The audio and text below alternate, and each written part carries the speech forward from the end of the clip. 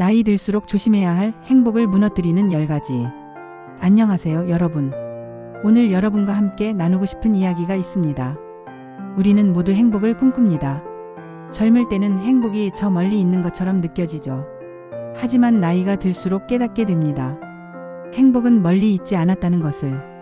오히려 우리 곁에 너무 가까이 있어서 보지 못했던 것뿐이라는 걸 말이에요. 그런데 참 아이러니한 일입니다.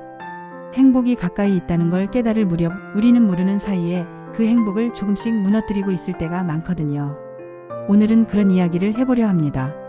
나이 들수록 더욱 조심해야 할 우리 삶의 행복을 무너뜨리는 10가지에 대해서요. 이 이야기는 누군가의 삶일 수도 있고 어쩌면 내일의 우리 모습일 수도 있습니다. 첫 번째, 건강을 뒷전으로 미루는 습관. 김영희 씨 53세. 어느 날 아침 거울 앞에서 자신을 바라봅니다. 요즘 왜 이렇게 피곤하지? 가벼운 두통이 며칠째 계속되고 있었어요. 가슴 한편이 조금씩 답답하기도 하고 밤마다 기침이 나더군요. 괜찮아, 하루 이틀 지나면 나아지겠지.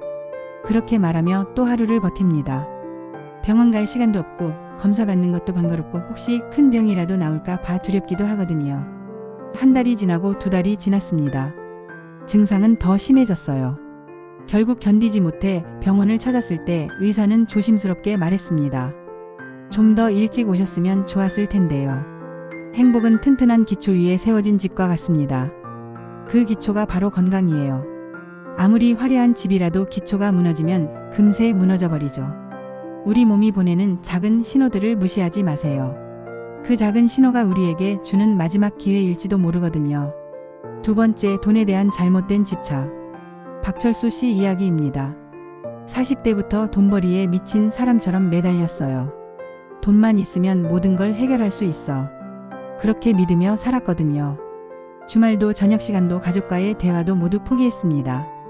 오직 돈만 보고 달려왔어요. 통장 잔고는 점점 늘어났지만 집 안은 점점 조용해졌습니다. 아내는 더 이상 말을 걸지 않고 아이들은 아버지를 낯선 사람처럼 대합니다. 그래도 괜찮다고 생각했어요. 나중에 돈 많이 벌어서 다 보상해주면 되겠지. 하지만 어느 날 깨달았습니다. 아내가 짐을 싸고 있는 모습을 보면서요. 여보, 당신이 번 돈으로는 우리가 함께 보낸 시간을 살 수 없어요. 돈은 분명 필요합니다. 하지만 돈이 전부라고 믿을 때 우리 삶은 잔인하게 변해버려요. 돈으로 살 수 없는 행복이 얼마나 많은지 잃고 나서야 깨닫게 되거든요. 세 번째, 소중한 사람들과의 관계를 소홀히 하는 태도. 미안, 요즘 너무 바빠서. 다음에 만나자. 이수진 씨가 친구 현정이에게 했던 말입니다. 20년 넘게 알고 지낸 절친한 친구였어요. 함께 웃고 울며 청춘을 보냈던 소중한 사람이었죠. 그런데 나이가 들수록 만나기 어려워졌습니다. 각자 바쁜 일상에 치여 살다 보니 전화도 뜸해지고 만나는 일도 줄어들었어요. 괜찮아, 언제든 연락하면 만날 수 있는 사이니까. 그렇게 생각하며 또 미뤘습니다. 그 다음 해가 영영 오지 않을 줄은 몰랐어요. 어느 날 갑작스럽게 온 연락. 현정이가 병원에 입원했다는 소식이었습니다. 급하게 달려갔지만 친구는 이미 의식을 잃은 상태였어요. 언니, 수진이 왔어. 현정이 언니가 귀에 속삭여도 친구는 눈을 뜨지 못했습니다. 행복은 관계 속에서 자랍니다. 사람을 잃고 나서야 그 소중함을 깨닫는다면 남는 건 후회뿐이에요. 네 번째, 자존심 때문에 도움을 거절하는 모습. 괜찮습니다. 아직 제가 할 수 있어요. 정년퇴직 후 혼자 사는 이양국 씨의 입버릇이었습니다. 자식들이 도움을 주려 해도 이웃이 걱정해줘도 항상 그렇게 말했어요. 나는 아직 젊어. 남의 신세질 나이가 아니야. 하지만 몸은 정직했습니다. 무거운 짐을 들다가 허리를 다치고 높은 곳에 올라가려다 넘어져 다치기도 했어요. 그래도 고집을 부렸습니다. 어느 겨울날 밤 갑자기 몸이 아파서 움직일 수 없게 됐어요. 전화기는 손에 닿지 않는 곳에 있고 문은 안으로 잠겨 있었습니다. 도와줘. 그제야 간신히 나온 말이었어요. 다행히 아래층 이웃이 이상한 소리를 듣고 119에 신고해서 병원으로 갈 수 있었습니다. 병상에서 그는 깨달았습니다. 자존심이라고 생각했던 게 사실은 고집이었다는 걸, 진짜 용기는 도움을 주고받는 데 있다는 걸 말이에요. 다섯 번째, 과거의 후회에 매여 사는 삶. 그때 조금만 더 용기를 냈더라면. 조민호 씨는 늘 그 생각뿐이었습니다. 20년 전 좋은 기회가 있었어요. 새로운 사업을 시작할 기회였죠. 하지만 두려움 때문에 포기했습니다. 안전한 게 좋아. 괜히 위험한 일 하지 말고. 그렇게 말하며 평범한 길을 선택했어요. 그 자체로는 잘못된 선택이 아니었어요. 하지만 그는 그 선택을 후회하며 살았습니다. 매일 신문을 보며 성공한 사람들 이야기를 읽고 나도 그때 그렇게 했더라면 하고 한숨을 쉬었어요. 아내가 말했습니다. 여보, 그때 일은 이미 지나간 일이야. 지금이라도 새로운 시작을 해봐. 하지만 그는 과거에 매여 있었습니다. 과거를 붙잡은 채 살아가는 사람의 시계는 멈춰 있어요. 행복은 지금을 사는 사람의 것입니다. 후회는 우리의 내일을 앗아가고 현재를 무너뜨려 버리거든요. 6번째, 남과 비교하며 사는 습관. 매일 아침 창가에서 밖을 내다보는 김순희 씨. 눈에 들어오는 건 늘 같은 광경이었어요. 저 집은 우리보다 훨씬 큰데. 옆집 아주머니는 새 차를 또 샀네. 앞집 며느리는 나보다 훨씬 젊어 보여. 비교는 그렇게 시작됩니다. 처음에는 작은 부러움이었는데 점점 불만으로, 그리고 원망으로 변해가더군요. 친구들과 만나도 마찬가지였어요. 우리 딸은 의사와 결혼했어. 우리 아들은 대기업 다녀. 우리는 아파트를 하나 더 샀어. 누군가는 더 좋은 집에, 더 나은 직장에, 더 젊은 얼굴을 가지고 있었습니다. 비교의 눈으로 세상을 바라보니 자신의 삶이 초라해 보였어요. 그러던 어느 날 오래된 사진첩을 뒤적이다가 깨달았습니다. 사진 속 자신의 모습이 얼마나 행복해 보이는지를요. 그때는 몰랐던 소중한 순간들이 거기 다 있었어요. 행복은 비교에서 오는 게 아닙니다. 감사에서 시작되는 거예요. 7번째, 나태와 무기력에 빠지는 일. 내일 하지 뭐. 퇴직 후 강대식 씨의 입버릇이었습니다. 할 일이 없어진 일상, 갑자기 늘어난 시간들이 그를 무기력하게 만들었어요. 아침에 일어날 이유도, 밖에 나갈 이유도 찾지 못했습니다. 하루 종일 TV를 보거나 침대에 누워만 있었어요. 운동이라도 해보세요. 아내가 걱정스럽게 말했지만 내일부터라고만 답했습니다. 동네 어르신들과 친해져 보시지 그래요.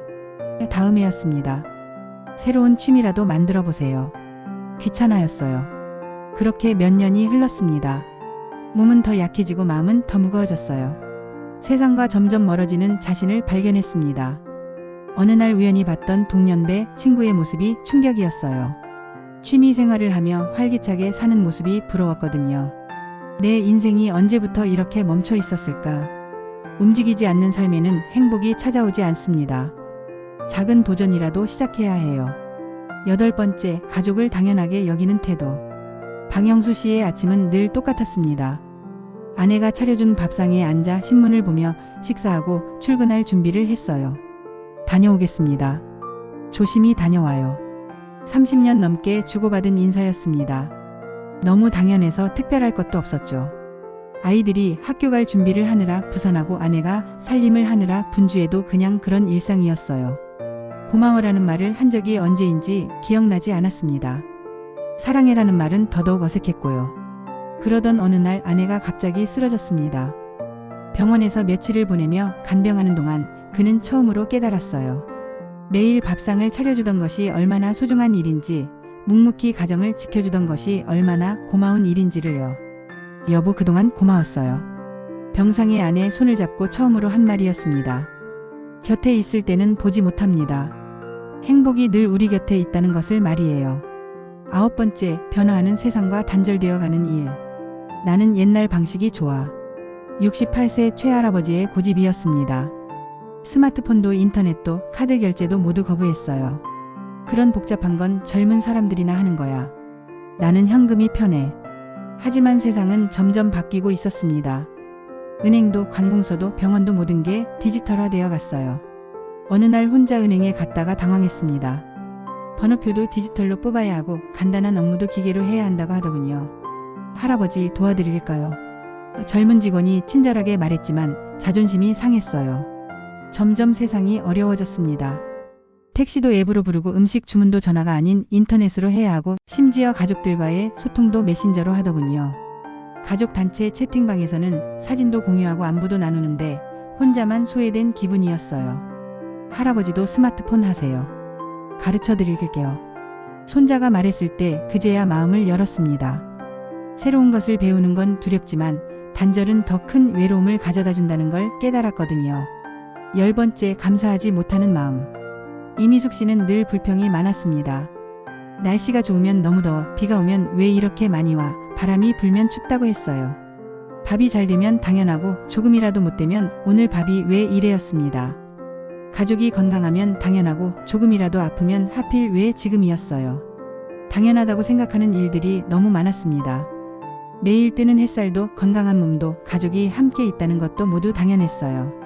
그러던 어느 날 오래된 친구가 세상을 떠났다는 소식을 들었습니다.